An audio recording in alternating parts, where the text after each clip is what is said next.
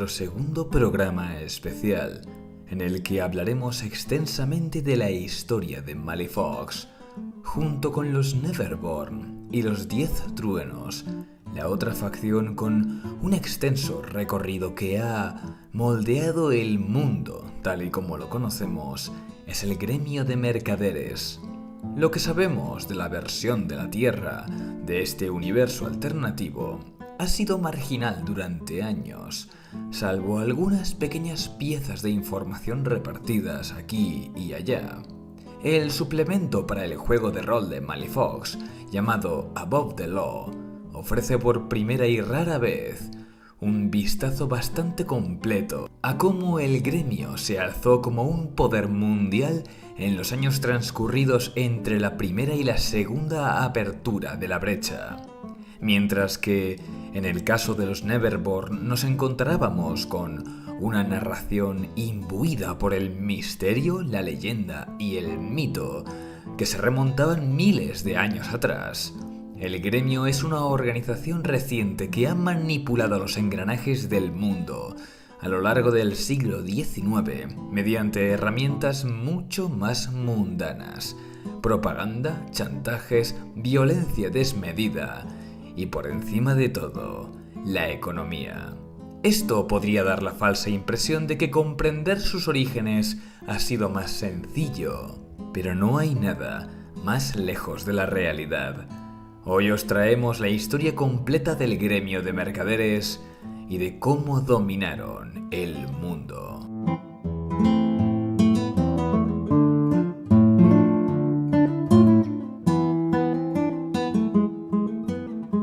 Muchos creen, erróneamente, que ya existía un protogremio en los tiempos de la primera brecha, pero la realidad es muy distinta. Retomando lo que conocemos de esta primera apertura a otro mundo, un grupo de magos creó el Concilio, una reunión de espiritistas y conjuradores de múltiples culturas que tenían la intención de recopilar conocimiento mágico y descubrir una fuente de magia de la que extraer poder, pues percibían que la magia como tal estaba desapareciendo de la Tierra. Muchos magos de alrededor del mundo rechazaron unirse al concilio, creyendo que era una trampa o un esfuerzo inútil.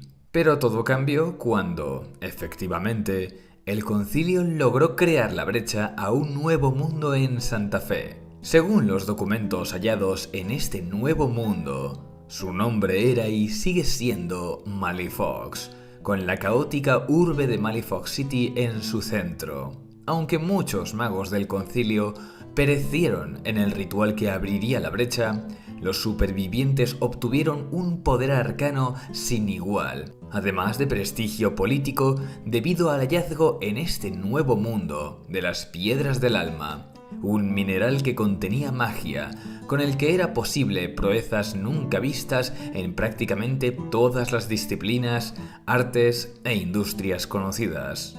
El hecho de que las piedras del alma se alimentasen de los espíritus de los difuntos a su alrededor para recargar su poder era una cuestión que podían pasar por alto. En este punto es importante definir qué es una piedra del alma. Este mineral es, a falta de una mejor descripción, una forma fosilizada de magia en estado puro, un material de extrema rareza, pero de aplicaciones ilimitadas, que en las manos adecuadas puede obrar maravillas. Para empezar, cualquier mago, hasta el menos diestro, es capaz de ver su poder aumentado usando una piedra del alma, incluso si está en la tierra. Pero además, es posible crear máquinas que utilicen la magia almacenada en una de estas piedras para hacerla funcionar a pleno rendimiento durante largos periodos de tiempo. Además, existía otra cuestión importante en el descubrimiento de Malifox. Este otro mundo, a pesar de todas las similitudes aparentes con el nuestro, tenía una diferencia clave: estaba imbuido de magia. Desde el suelo que se pisaba hasta el aire que entraba en los pulmones, y desde el mismo instante en el que uno cruza la brecha, Malifox empieza a cambiarlo. Algunos descubren que son capaces de aprender magia, cosa que en la Tierra habría sido imposible. Otros desarrollan poderes maravillosos o aptitudes increíbles. Otros, los menos afortunados, simplemente combustionan o son convertidos en aberraciones indescriptibles. Tal es el potencial de este nuevo mundo y también uno de sus mayores peligros.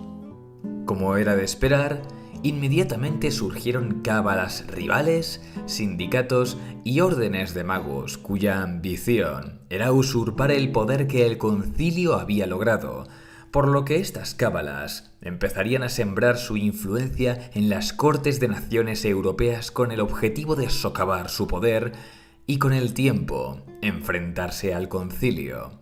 Sin embargo, el problema del concilio se resolvió por sí solo, cuando la brecha se cerró súbitamente con todos sus miembros al otro lado, dejando tras de sí un vacío de poder. Nada se supo de cómo había sucedido esto en la Tierra. En invierno de 1797, la brecha se bloqueó por completo, impidiendo el paso de un lado a otro. Desde la Tierra se escuchaban los gritos y el sonido de los combates que estaban sucediendo en Malifox, como una batalla a gran escala. Luego emergió de la brecha un cadáver humano con la palabra nuestro grabada a cuchillo en el pecho, tras lo cual la brecha simplemente desapareció.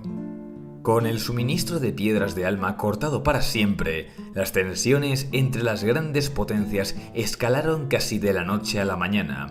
Las nuevas sociedades secretas de magos que se habían ido infiltrando en los gobiernos del mundo hacían todo lo que estaba en su mano para atacar a otros grupos en una guerra de espías, controlando cualquier asociación que les otorgase ventaja.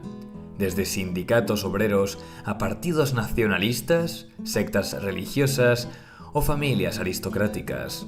El objetivo, al eliminar a un grupo rival, era hacerse con sus secretos, recursos y con las piedras de alma que tuvieran en su posesión. Sin embargo, el estallido final de una guerra provocará que el control se les escape de las manos a estos grupos secretos.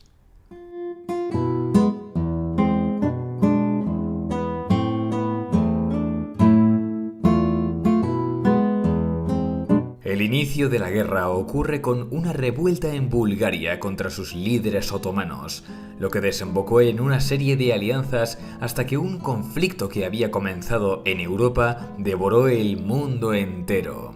En esta guerra se da por un lado el conflicto entre naciones por la supremacía y por otro los movimientos entre cábalas de magos que ocurren camuflados en las operaciones militares y argucias políticas para seguir destruyendo a sus competidores. Por desgracia para estos grupos de magos, muchos de ellos son expuestos por las mismas naciones que intentan manipular o son arrasados en el conflicto. En múltiples ocasiones, los miembros de estas sociedades secretas se ven obligados a huir o disuelven la cábala por completo.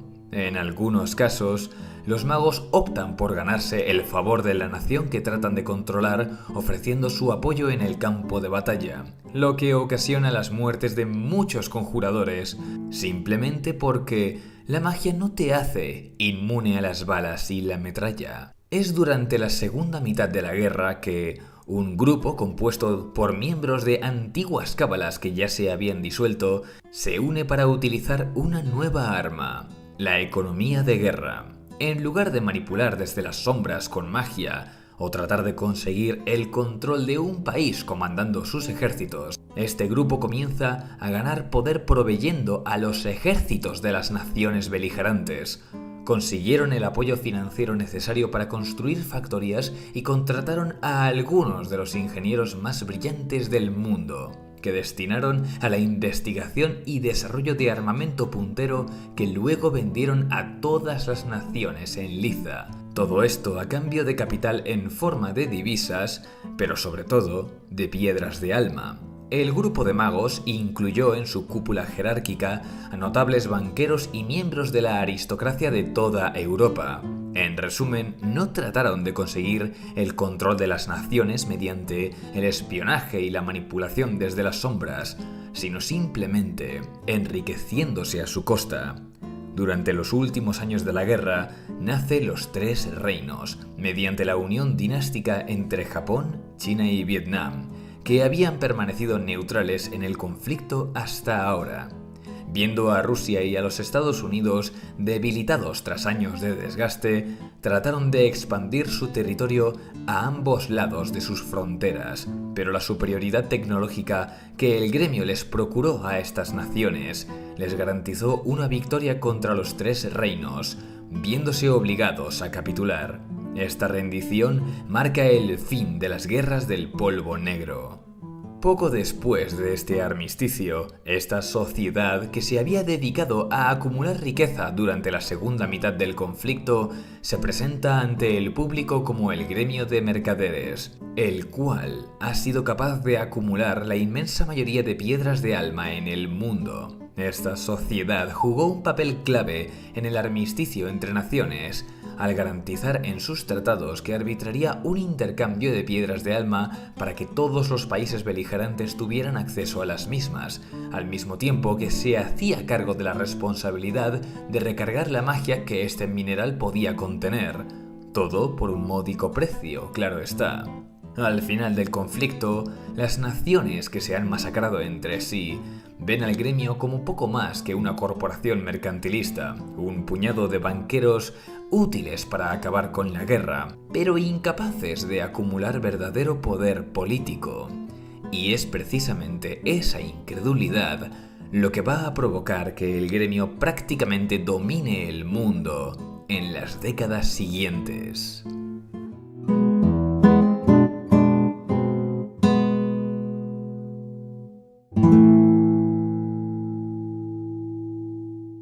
El dominio mundial del gremio no ocurrió de la noche a la mañana. El final de la guerra les dejó en una posición ventajosa, pero todavía tenían muchos desafíos que superar, principalmente que, como corporación, no tenían la capacidad de reunir un ejército propio. Su poder político, en todo caso, dependía de la decisión y el favor de terceros, concretamente los miembros de las cámaras gubernamentales y cortes reales de toda Europa. Sin ir más lejos, su primer gran enemigo no fue otro que Napoleón Bonaparte, que en 1815 regresó a Francia de su exilio, depuso al monarca Luis XVIII, quien era pro-gremio, y reunió un ejército de 250.000 de veteranos con la intención de conquistar Europa, empezando por expulsar a la guarnición inglesa de Bélgica. Todo esto, amén de requisar todas las piedras de alma que había depositadas en los bancos de Francia. La respuesta del gremio no se hizo esperar, mandando delegaciones a Gran Bretaña, Rusia, Austria, los Países Bajos, Prusia, varios estados germánicos y Suiza, para exigir que se formase una coalición con la que detenerle. Algunos países accedieron, pero aquellos que no, se encontraron con que todos los opositores eran brutalmente asesinados junto con sus familias. Grandes figuras que habían sobrevivido a 11 años de conflicto desaparecieron junto con todo su linaje de un día para otro en una muestra de fuerza bruta que mandaba un mensaje muy claro de parte del gremio: nadie está a salvo de ellos. En menos de un año, los países con los que el gremio se había puesto en contacto unieron fuerzas para enfrentarse a Napoleón en Waterloo. La fuerza aliada sumaba 150.000 soldados, una inferioridad numérica que se compensaba con la presencia de magos del gremio y un cargamento enorme de piedras de alma. Waterloo fue una masacre, tras la que el gremio reinstituyó la monarquía de los Borbones en Francia e hizo firmar pactos por los que no podrían volver a reunir un ejército de semejante tamaño. Además, Tras el breve conflicto, a muchos de los veteranos de los diferentes países se les ofreció un puesto como parte de su entramado militar, con el triple de sueldo de lo que cualquier ejército podría pagarles y privilegios legales como libertad de movimiento por cualquier frontera. Pero aun con todo y poseyendo tropas propias, la principal herramienta del gremio en los años tempranos a la posguerra para imponer sus demandas fue el asesinato político. El caso más descarado de todos es el asesinato del monarca inglés Carlos III. Su sucesor, Carlos IV, no solo cede a cualquier ley que el gremio quiera aprobar en su territorio, sino que además exhorta a la nación a no actuar de forma, y cito textualmente, problemática y violenta contra las autoridades del gremio. Inglaterra también ofreció su apoyo militar para garantizar la seguridad de las rutas comerciales del gremio. En la práctica, esto se tradujo en que el gremio de mercaderes poseía el ejército de Inglaterra como tal. Esto realmente fue una advertencia para el resto de naciones, que no solamente serían más complacientes con el gremio a partir de entonces, sino que promoverán leyes más restrictivas sobre la libertad de prensa y asociación, para así prevenir que se formen partidos o sindicatos antigremio que les puedan traer problemas. Durante todo este tiempo, el gremio sigue presentando una fachada como mero grupo financiero, pero había poca duda de que eran el verdadero poder tras el trono de Europa. Sin embargo, hay dos cosas que hasta los más contrarios al gremio no pueden negar. La primera es que la inversión en tecnologías del gremio llevó a una industrialización avanzada en todo el mundo y una mejora de las comunicaciones como nunca antes, con el desarrollo de líneas de ferrocarril, el telégrafo y nuevos sistemas de propulsión para barcos, los cuales acortaron los viajes navales. Otros campos, como la construcción, la medicina o varias ciencias puras, avanzaron a pasos de gigante en apenas una generación. El segundo avance que trajo el gremio fue social. La mentalidad racionalista y mecanicista del gremio situaba a la organización muy por encima de las nociones segregacionistas de la época, tanto en cuestiones de género como de raza, por lo que resultó siendo más inclusiva que la más democrática de las naciones. Una vez hubieron consolidado su control de Europa, con su capital situada en Londres, el gremio de mercaderes dirigió su mirada a Sudamérica. Tras provocar un golpe de estado militar en Perú, ofreció su apoyo en la guerra que mantenía contra la Gran Colombia. De la victoria subsecuente emergieron las naciones de Colombia, Ecuador y Venezuela, todas ellas con delegados del gremio para aconsejar a los nuevos gobiernos. El siguiente paso fue intentar controlar México, pero se encontraron con semejante caos después de numerosas revoluciones, contrarrevoluciones, levantamientos y golpes de estado, que lo consideraron una causa perdida, limitándose a comprar porciones de territorio en México rodeando Santa Fe, donde se había abierto la brecha años atrás. En 1848 apoyan la unificación de los estados alemanes, incluyendo Austria, con el abogado del gremio, Otto von Bismarck, elegido como canciller para facilitar las negociaciones con los diferentes estados centroeuropeos. Y parece que nos llega la primera llamada del programa de hoy. Díganos, ¿qué le gustaría saber? ¿Cómo se organiza el gremio de mercaderes?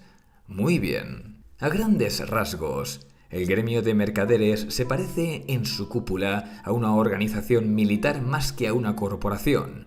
La cámara más alta es el Concilio de Minerva, donde tienen representación las tres facetas principales de la organización a partes iguales: los magos, los políticos y el sector de finanzas. El líder del gremio es el llamado Magister, aunque más que nada su función es arbitrar las decisiones que toma el Consejo en cuanto a la administración y gestión de las operaciones del gremio.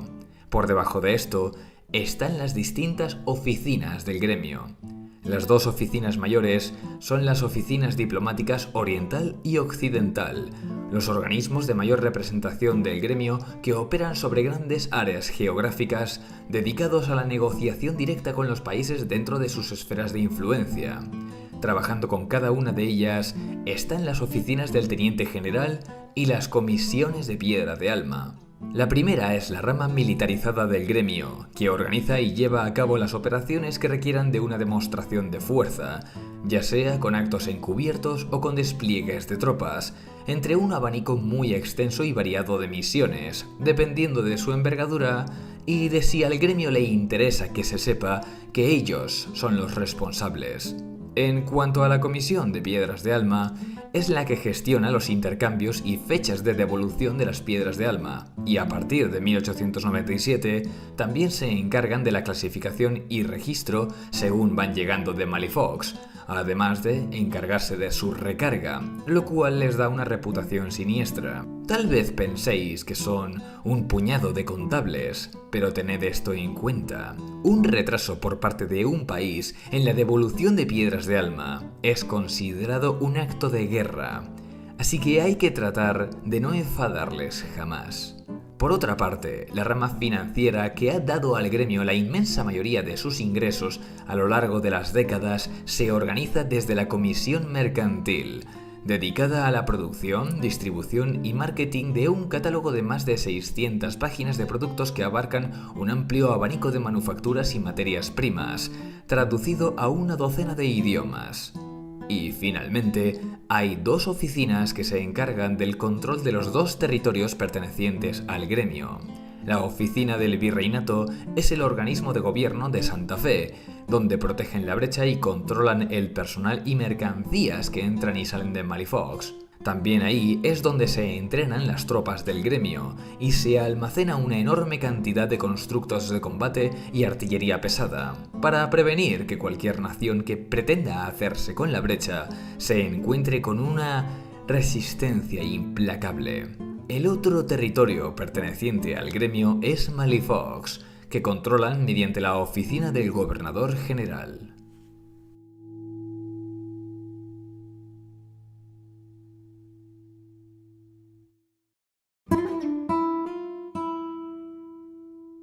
La conquista del lejano oriente es probablemente un conflicto en el que el gremio de mercaderes nunca debió haberse metido.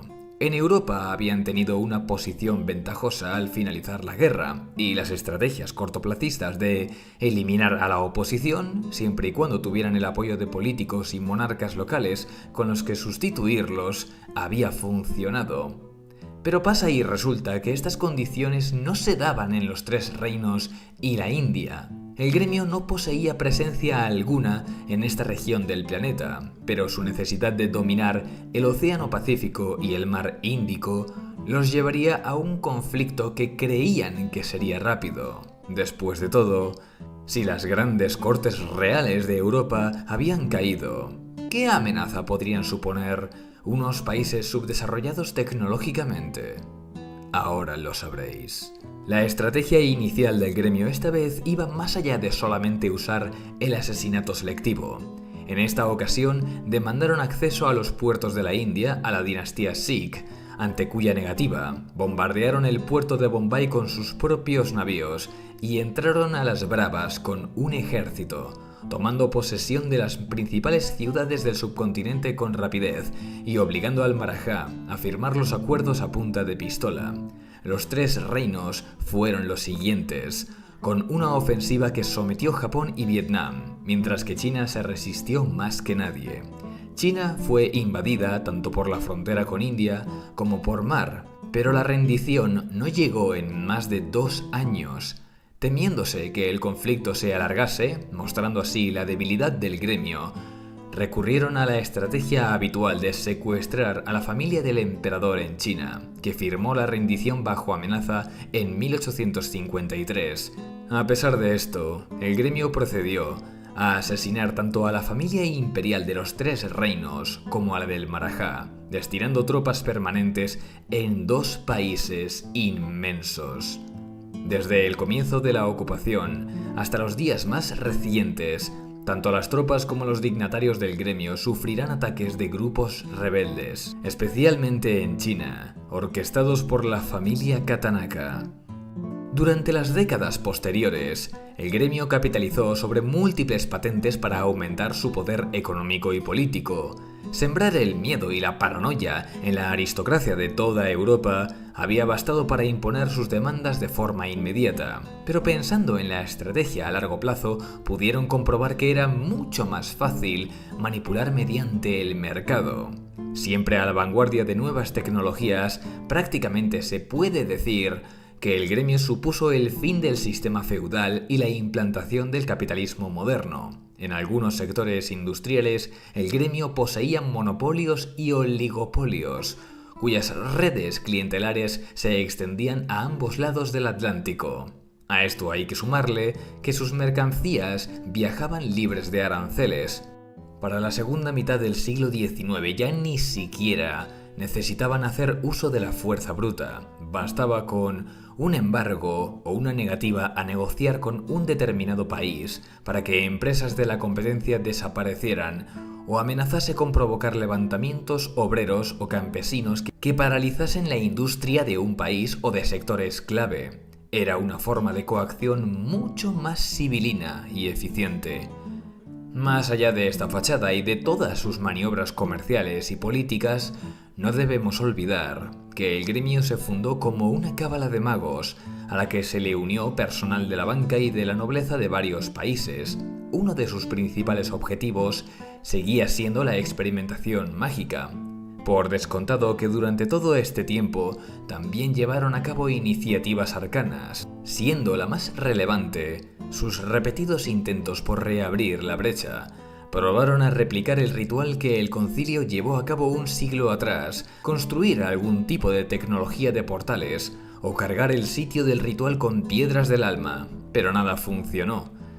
Pero justo cuando estaban a punto de desechar el proyecto por completo, la brecha se reabrió por sí sola en 1897. Anda, tenemos otra llamada, ya os echábamos de menos. ¿Sí? ¿El gremio de mercaderes tiene moneda propia? En efecto, se llama el gremial. Esta divisa fue introducida con la reapertura de la brecha como forma del gremio de atraer población a Malifox, pues ellos controlan el cambio de divisa en Santa Fe, siempre con un valor que les es favorable. Esto ha hecho que cualquier inversión para llevar industria a Malifox, como puede ser un telar, una factoría, talleres o líneas de ferrocarril, se devuelva con un valor multiplicado a la tierra.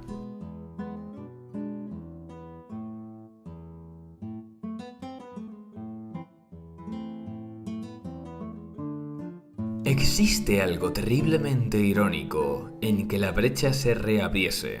Antes de esto, el gremio de mercaderes dominaba el mundo de facto, después de décadas de extorsiones, inversiones, invasiones y negociaciones. Durante los últimos años, dedicaron muchos esfuerzos y recursos a reabrir la brecha para devolver al mundo un suministro constante de piedras de alma, pensando que esto solo los enriquecería más. Efectivamente, el comercio de piedras de alma va a darles un poderío todavía mayor. Sin embargo, también es por culpa del retorno a Malifox que en tan solo una década van a perder gran parte de lo que han construido a lo largo de casi un siglo. La historia de la última década es más o menos conocida. El gremio entró en pánico cuando la brecha se abrió, esperándose una invasión de monstruos de otra dimensión, por lo que llaman a tropas de todo el mundo a fortificar el área que rodea la brecha. Al cabo de un mes, viendo que nada atraviesa la brecha, nombran a Herbert Kitchener jefe de la fuerza de reocupación. Al entrar en Malifox City, hacen un movimiento de pinza para registrar la urbe por ambos lados, edificio por edificio, en busca de criaturas peligrosas, pero no hay ni rastro. Tan pronto como les es posible, envían ingenieros a construir un acuartelamiento donde entrenar y aprovisionar tropas, para después comenzar la construcción de la primera fábrica, en lo que será la zona industrial. Por su proximidad, los primeros civiles en ir al Nuevo Mundo para trabajar en las fábricas son estadounidenses y mexicanos. Pronto hay todo un caudal de gente que viene de todo el mundo en busca de atravesar la brecha, de lo que el gremio sacará provecho. Impaciente por comenzar la extracción de piedra de alma, Herbert Kitchener es nombrado gobernador general de Malifox. El puesto de avanzada pasa rápidamente a ser una colonia. El gremio negocia con diferentes países para que les cedan población convicta de todo el mundo para trabajar en sus minas. Todo ello cuando la ciudad de Malifox aún no ha terminado de ser registrada. La exploración de la ciudad se detiene en seco, levantando barricadas ahí donde los esfuerzos por registrar sus calles y edificios se han detenido. Los distritos sin explorar son declarados zonas de cuarentena, prohibiendo el paso a su interior con la amenaza inventada de que dichas partes de la ciudad están plagadas de monstruos que es mejor no molestar. El gremio había gastado una fortuna en su esfuerzo por repoblar el lugar, lo cual no fue más que un bache. Los ingresos generados por la explotación de las minas de Piedra de Alma superaron esos gastos con creces rápidamente. Sin embargo, esta bonanza no duraría. Durante la década siguiente irían surgiendo las distintas amenazas que el gremio tendría que afrontar en Malifox. Primero, muchos de los convictos desarrollaron capacidades mágicas, por lo que ponerlos a trabajar en minas de Piedra de Alma se vuelve arriesgado. Tanto es así que en su lugar el gremio tiene que recurrir a mineros civiles para hacer el trabajo. Dadas las deplorables condiciones del trabajo y las amenazas sobrenaturales de Malifox, los mineros formarán el Sindicato de Mineros Unidos, más tarde el Sindicato de Mineros y Trabajadores del Vapor, para exigir condiciones de trabajo más seguras. Luego, los arcanistas y resurreccionistas emergerían, individuos que desafían la autoridad del gremio con su inmenso poder mágico. Todo esto sin mencionar las criaturas nativas de Malifox, que atacaban a los humanos nada más verlos, los Neverborn. Como respuesta, se fundan las divisiones especiales de los cazadores de Neverborn, los Death Marshal y el grupo táctico de cazadores de brujas. Para desgracia del gobernador general, los problemas solo se multiplicaron con los años. Entre 1902 y 1903, el brote de una enfermedad bautizada como la peste del flautista diezmó a la población, junto con un envenenamiento de las aguas de Malifox y la propagación de una forma de rabia que se extendió por el ganado. Ante esta crisis, Kitchener declara la ley marcial en 1904 y el tráfico de piedras de alma a la tierra se detiene temporalmente.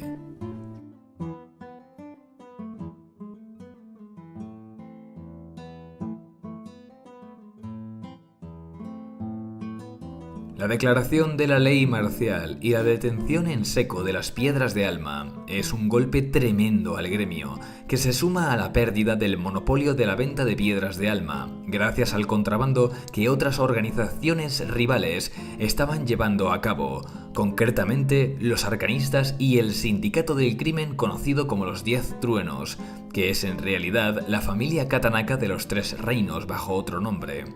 Después de haber acumulado una gran cantidad de piedras de alma en la isla de Gran Bretaña, los ingleses declaran su independencia del gremio a viva voz, apropiándose de su industria y de sus oficinas. El golpe más duro es que el monarca inglés llama a filas a todo el ejército del que el gremio depende, especialmente el que está desplegado en la India y los 3 reinos. A la vista de que toda la infraestructura militar del gremio es devastada de la noche a la mañana, toda esta zona se alzará en rebelión abierta, provocando serios problemas a la organización. El gremio traslada su capital de Londres a Viena y declara embargos al imperio inglés con la esperanza de arruinarlo. Sin embargo, viendo que los ingleses pueden valerse por sí solos, otras naciones empiezan a hacer negociaciones a escondidas del gremio. Pero lo peor está por llegar. Entre 1902 y 1906, el gobernador Kitchener organiza un ritual mágico con la intención de convertirse en un semidios, capaz de someter a todos sus enemigos en Malifox. Dicho ritual fue posible gracias al consejo de Lucius Mason, su secretario general, el cual era en realidad un Neverborn infiltrado en los más altos cargos del gremio, algo que solo conocía Kitchener y algunos de sus allegados más próximos. Justo cuando está a punto de alcanzar ese estado divino, el ritual es saboteado por un agente de los 10 truenos, lo que evita el ascenso a la deicidad del gobernador. Pero las consecuencias de este sabotaje son todavía peores. El alma de Kitchener se fusiona con la de una criatura de un poder inmenso llamada Cherufe, creando una nueva entidad demente, bautizada como el Hombre Ardiente. Esta monstruosidad rompe las leyes del espacio y del tiempo, apareciéndose en la Tierra por primera vez en abril de 1906, en San Francisco, lo que desencadena un terremoto que arrasa la ciudad y despierta un fervor religioso en gran parte de la población, la cual enloquece ante su mera presencia. A la vista de esta amenaza, el gremio envía a uno de sus más altos dirigentes y más poderosos magos, Philip Cromwell, a destruirlo, pero es imposible. A finales de mayo, la criatura se manifiesta en Londres y el 1 de junio abre múltiples portales conectados al fondo marino de Malifox. Los portales solo permanecen abiertos una hora, más que suficiente para que Londres sea anegada e infestada de monstruos voraces, lo que da pie a la Batalla de Londres, en la que las fuerzas inglesas lucharon por recuperar su ciudad de los seres que la habían invadido. Estos monstruos reciben el nombre de las hordas gorgojeantes. Tras recuperar su ciudad, las hordas escapan al océano de la Tierra para reproducirse, lo que junto con los estallidos de furor religioso, allá donde el Hombre Ardiente se manifiesta, marcan el comienzo de una guerra mundial contra las criaturas venidas de Malifox, tanto por las hordas gorgojeantes como por los cultos del Hombre Ardiente. Esto no quiere decir que las naciones de la Tierra se unan para enfrentarse a estas amenazas. Todo lo contrario, tanto Abisinia como el Real Imperio Inglés, entre otras naciones, van a aprovecharse del estallido de las hostilidades para ampliar sus fronteras. El gremio de mercaderes también ha sufrido recientemente una derrota aplastante. Después del fallido intento por acabar con el Hombre Ardiente, Philip Cromwell se apareció ante el Concilio de Minerva enloquecido, urgiendo a todos sus miembros a unirse al Hombre Ardiente. Ante la evidente negativa de sus miembros, asesinó a cuantos pudo, incluyendo a la por entonces Magister, Andrea van Asch. Solo los magos del Concilio de Minerva pudieron salvarse. Tras esta masacre, el gremio ha convertido la eliminación del Hombre Ardiente en su máxima prioridad, bajo el mando de una nueva Magister, Jacinta Roser y Guillem García. Una última pregunta por hoy no puede hacer daño. Esta dice así: ¿realmente el gremio de mercaderes controla Malifox? El control que el gremio de mercaderes tiene sobre Malifox es más endeble de lo que admitirán al público, pero esto no quiere decir que se pueda subestimar su alcance. Se puede hacer un estudio pormenorizado de cuáles han sido las decisiones que han debilitado su control. En resumen, pensamos que son 3 motivos interrelacionados.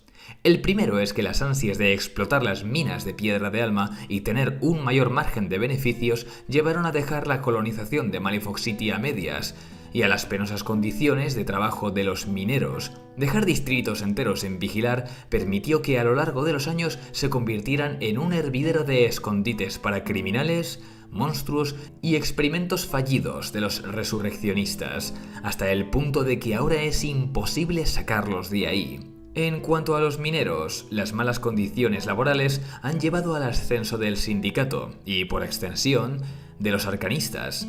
El segundo motivo es la corrupción endémica de sus instituciones a todos los niveles. Su poder judicial, por ejemplo, es arcaico y carente de garantías para los acusados. En un estado todavía más deplorable se encuentra la guardia del gremio, que acepta sobornos de prácticamente cualquiera, con lo que las bandas, los sindicatos criminales y las operaciones de contrabando han florecido dentro y fuera de la ciudad, por no hablar del nepotismo rampante que ha llenado sus filas de incompetentes. Incluso en las altas esferas se han producido pérdidas de capital debido a favoritismos entre magnates y amos de la industria cercanos al gobernador general Kitchener. Como tercer motivo, está la manera en que se han subestimado todas y cada una de las amenazas sobrenaturales de Malifox, creyendo que se puede controlar este territorio sin una gran inversión en armamento y personal, por lo que todas las amenazas nativas de este mundo, desde Neverborns hasta Gremlins, pasando por magos rebeldes o las criaturas salvajes, han hecho mucho daño que se podría haber evitado. Pero que nadie se confunda, esto no significa que el gremio de mercaderes sea débil en Malifox. Incluso con todos sus fallos, sigue siendo la facción con más ingresos e industria con amplia diferencia. Esta es seguramente la razón por la que su régimen no ha sido derribado aún, porque a pesar de sus constantes pérdidas, la enorme mortandad de la Guardia y las cuantiosas amenazas, su presencia en Malifox no es más que la punta de un iceberg colosal, que cuenta con fondos ilimitados y la capacidad de desplegar cientos de soldados y constructos de combate, solo que de forma demasiado dispersa como para eliminar ninguna amenaza de raíz. Cuenta, además, con las divisiones especiales, los grupos de combate entrenados para lidiar con las amenazas sobrenaturales de Malifox y una agencia de relaciones públicas con las que controla la propaganda, en un lugar en el que hay muy pocos medios de comunicación a larga distancia, más allá de los correos a caballo y las Etherbox, que son emisoras de radio cuyos programas están estrechamente censurados. Para que quede claro, la debilidad del gremio no se debe a una falta de fuerza, se debe a la corrupción interna y a su penosa dirección.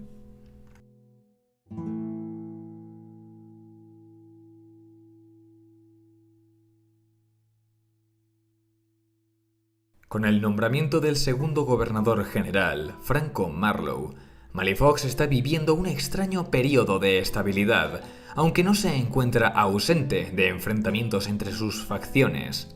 En la Tierra, el gremio de mercaderes ve cómo se le escapa el control de las naciones, más preocupadas por las nuevas amenazas interdimensionales que por mantener el favor de la gran megacorporación, a la que muchos señalan como la culpable de haber dejado escapar entidades que deberían haber permanecido al otro lado de la brecha. En los Tres Reinos ya ha comenzado la retirada de sus tropas, y la India es terreno prácticamente perdido. En cuanto al resto del mundo, Estados Unidos declaró recientemente la abolición de la esclavitud y el sufragio universal gracias a inferencias del gremio, lo que señala que todavía gozan de una gran influencia. Por otra parte, Rusia y el Imperio Otomano han empezado a hacer exigencias al gremio que demandan un trato preferente en las negociaciones, a las que el gremio ha tenido que ceder. El tiempo dirá si existe un lugar en el mundo para el gremio de mercaderes en los años venideros, o si quedará como el recuerdo de los tiranos que en su día compraron el mundo. Y dicho esto, el triunvirato ha hablado, y esperamos poder continuar cuanto antes con la historia de Malifox.